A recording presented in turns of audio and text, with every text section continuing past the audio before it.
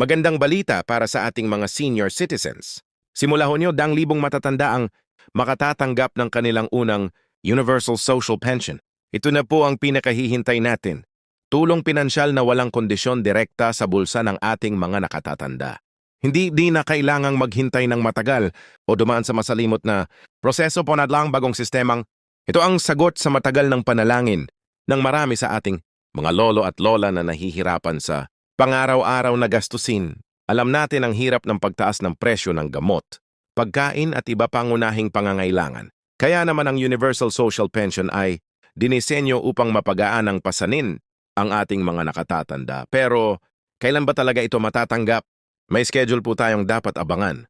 Sa mga susunod na minuto, ipapaliwanag ko sa inyo kung paano, kailan at saan nyo makukuha ang inyong pensyon. Ibabahagi ko rin ang mga bagong patakaran at ang mga hakbang na dapat gawin para masiguro na makakatanggap kayo ng benepisyo sa tamang panahon. Hindi lang yan. May mga eksperto tayong nakausap para bigyan kayo ng mga praktikal na payo kung paano pinakamahusay na magagamit ang pensyon na ito mula sa pag-budget hanggang sa mga mahahalagang bagay na dapat unahin. Kaya bago pa man natin simulan ang detalyadong talakayan, hinihikayat ko kayong i-like ang video na ito ay subscribe sa aming channel para sa mga regular na update tungkol sa mga benepisyo ng seniors. At huwag kalimutang mag-iwan ng inyong mga katanungan at komento sa ibaba. Kung may kakilala kayong senior citizen na makakaalam mula sa impormasyong ito, ibahagi niyo ang video na ito sa kanila. Sama-sama tayong tumulong sa ating mga nakatatanda. Ang Universal Social Pension ay isa sa mga pinakamahalagang programa ng gobyerno para sa ating mga senior citizens. Hindi ito ordinaryong ayuda lamang kundi isang pangatagalang solusyon upang matulungan ng ating mga lolo at lola na magkaroon ng dignidad at seguridad sa kanilang pagtanda. Sa totoo lang, marami sa ating mga nakatatanda ang nahihirapan ngayon dahil sa limitadong income at pagtaas ng gastusin sa kalusugan at pangaraw-araw na pangangailangan. Nakakalungkot isipin na maraming senior citizens ang umaasa na lamang sa kanilang mga anak o kamag-anak para sa kanilang pangaraw-araw na gastusin. Ang iba naman ay napipilitang magtrabaho kahit na sila ay may edad na at dapat ay nagpapahinga na.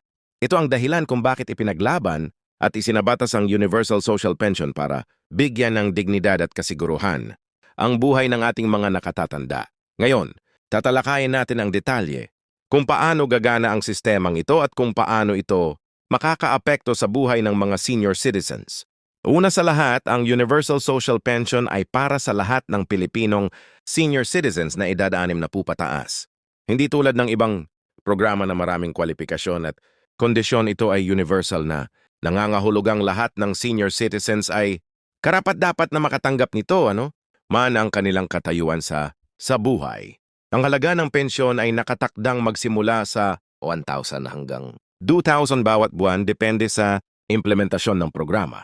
Baga maaaring sabihin ng iba na maliit lang ito para sa maraming senior citizens. Malaking tulong na rin ito sa kanilang mga gastusin sa pagkain, gamot at iba pang unahing pangangailangan.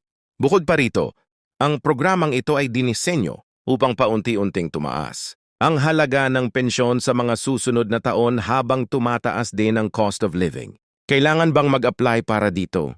Sa mga bagong senior citizens, kailangan nyo pa rin mag-register sa Oscar Office of Senior Citizens. Affair sa inyong lokalidad, ngunit para sa mga dati ng nakarehistro at may senior citizen year, automatiko na kayong maisasama sa listahan ng mga benepisyaro. Gayunpaman, mahahalagang dokumento pa rin ang kakailanganin ninyo tulad ng birth certificate, valid at patunay ng residence. Ngayon, ang pinaka-importanteng impormasyon na lang kung malaman ay kung kailan at paano ninyo matatanggap ang inyong pensyon. Ayon sa bagong schedule, ang unang batch ng pensyon ay ipapamahagi sa unang linggo ng Hunyo. Ang mga senior citizens na ang apelido ay nagsisimula sa A hanggang W ay makatatanggap nito mula Huno, isa tandang bawas 7. Ang mga apelido na nagsisimula sa A hanggang O ay mula Hunyo, 14 hanggang Hunyo 21. Habang ang mga apelido na A hanggang C ay mula Hunyo, 15 hanggang Hunyo 21. Paano ninyo ito matatanggap? May 3 paraan. Una, kung kayo ay may bank account, maaaring direktang i-deposit doon ang inyong pensyon. Pangalawa, kung kayo ay gumagamit ng mobile wallet tulad ng Cash o Paymaya, pwede rin itong ipadala doon. Ito pa ang 3. Para sa mga wala nito, maaari ninyong kunin ang inyong pensyon sa mga designated payout centers tulad ng Bayad Centers, Palawan Express o sa mismong munisipyo ng inyong lugar. Mahalaga rin na malaman niyo na may verification process na gagawin upang masiguro na ang tamang tao ang tatanggap ng pensyon. Kaya't siguraduhin niyo na dalhin ng inyong senior citizen niya isa. Pang-valid kapag kayo ay kukuha ng inyong pensyon. Para sa mga may karamdaman o hindi makakabiyahe, maaaring magtalaga ng authorized representative, ngunit kailangan ng special power of attorney na notarisado upang gawin. Ito, nais kong bigyan diin na ang programang ito ay patuloy na nagbabago at umuunlad. Maaaring magkaroon ng ilang pagbabago sa implementasyon nito sa mga susunod na buwan. Kaya mahalaga na palagi kayong updated. Maaari niyong sundan ang aming channel para sa mga pinakabagong balita at update tungkol dito. Ngayon, nais kong talakayin kung paano ninyo pinakamahusay na magagamit ang inyong pensyon. Maraming senior citizens ang nahihirapan pagdating sa pag-budget ng kanilang limitadong pera. Narito ang ilang praktikal na payo mula sa mga financial advisor para sa ating mga senior citizens. Una, gumawa ng simpleng budget plan. Ilista ninyo ang inyong mga buwanang gastusin at tingnan kung saan nyo gagamitin ang pensyon. Unahin ang mga pangunahing pangangailangan tulad ng pagkain, gamot at utilities. Kung may natitira pa, maaari ninyong itabi ito para sa emergency fund o para sa mga espesyal na okasyon tulad ng kaarawan ng mga apo. Pangalawa, mag-invest sa inyong kalusugan. Gamitin ang parte ng inyong pensyon para sa regular na check-up at para sa mga gamot na kailangan niyo. Kung may PhilHealth kayo or iba pang health insurance, alamin kung paano nyo ito mapapalawig o mapapahusay. Paggamit ang parte ng inyong pensyon. Pangatlo, huwag mahiyang humingi ng tulong sa pamilya o mga propesyal pagdating sa pag-manage ng inyong pera. Maraming libre o murang financial literacy programs para sa mga senior citizens na inaalok ng mga nangangos at ilang financial institutions. Pang-apat, mag-ingat sa mga scam at panloloko. Sa kasamaang palad, maraming masasamang loob na nagtatarget sa mga senior citizens lalo na kapag alam nilang may natanggap kayong pera. Huwag ibigay ang inyong personal information, Y-codes o password kahit kanino. Huwag din pumayag sa mga investment opportunities na nangangako ng malalaking kita sa maikling panahon. Bilang karagdagan, gusto ko ring ibahagi na ang Universal Social Pension ay hiwalay at dagdag pa sa iba pang benepisyo na maaari ninyong matanggap tulad ng NAIA suspension, PhilHealth benefits at iba pang senior citizen discounts.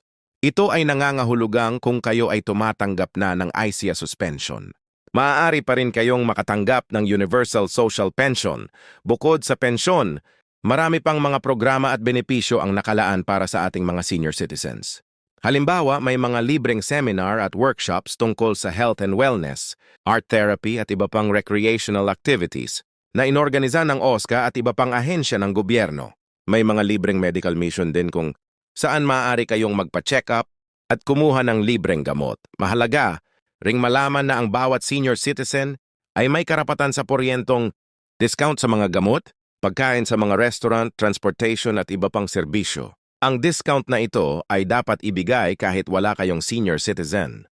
Basta't mapatunayan niyo na kayo ay 60 taong gulang o higit pa. Gayunpaman, mas madali pa rin kung meron kayong senior citizen. Para maiwasan ng anumang komplikasyon. Para sa mga senior citizens na interesado sa paghahanap buhay, may mga programa rin ng DEL at TESDA na nagbibigay ng training at employment opportunities.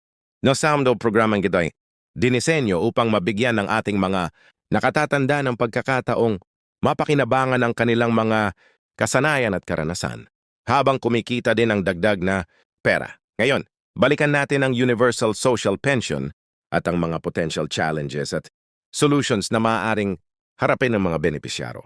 Una sa mga hamon ay ang mababang halaga ng pensyon kumpara sa aktwal na gastusin ng isang senior citizen. Ang solusyon dito ay ang mainit na pag-budget at pagsasama ng iba pang benepisyo at discounts na available para sa senior citizens. Pangalawa, ang accessibility ng payout centers. Maraming senior citizens ang nahihirapan bumiyahe dahil sa kanilang edad o karamdaman. Dahil dito, hinihikayat natin ang mga lokal na pamahalaan na magbigay ng mobile payout centers or home delivery options para sa mga senior citizens na hindi makakabiyahe. Pangatlo, ang pag-aantalan ng pensyon dahil sa administrative issues. Isa ito sa mga pangkaraniwang problema sa mga government programs. Upang maiwasan ito, siguraduhin niyo na kumpleto at tama ang lahat ng inyong dokumento at information na ibinigay niyo sa registration. Regular din kayong mag-follow up sa OSCA o sa inyong local government unit kung may anumang update o problema. Pang-apat, ang panganib ng korupsyon umisus ng pondo. Sa kasama ang palad may mga insidente ng pondo na hindi nakakarating sa tamang benepisyaro. Kung kayo ay may kakilala o naririnig na may ganitong gawain, huwag magatubiling i-report ito sa proper authorities. Ang programang ito ay para sa kapakanan ng ating mga senior citizens at dapat lamang na ang bawat sentimo ay makarating sa kanila. May mga positive changes din na inaasahan natin mula sa implementasyon ng Universal Social Pension. Una, inaasahan natin na ito ay magbibigay ng financial relief sa maraming pamilya na kasalukuyang sumusuporta sa kanilang mga nakatatandang miyembro.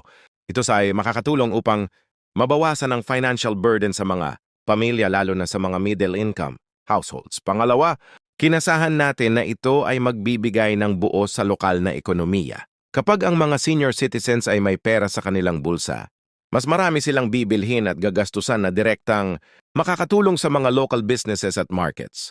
Pangatlo, ito ay magbibigay ng psychological relief sa maraming senior citizens na nasasakripisyo ang kanilang dignidad dahil sa kawalan ng sariling pera. Yung pagkakaroon ng kahit maliit na halaga na sarili nilang pera ay malaking bagay para sa kanilang self-esteem at overall mental health.